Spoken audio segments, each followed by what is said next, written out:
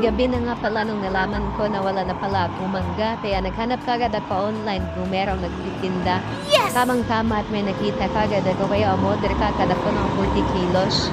Di hamak na mas mura dito kay Madam compared sa palengke na aking kinatutunan. Sa palengke kasi umaabot ang 50 hanggang 80 per kilo, samantalang kay Madam, 20 lang. Free delivery pa. Alam mo lang po, doon sa ano. Agad ko na rin binuhat yung isang plastic ng cellophane ng mangga at inilipat ko doon sa sasakyan.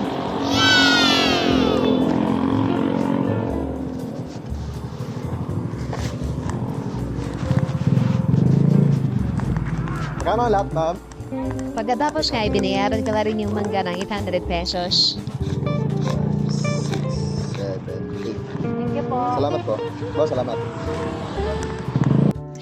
Pagdating sa bahay, agad ko na tinimbang 2 plastic na mangga para malaman kung tama talaga yung timbang niya.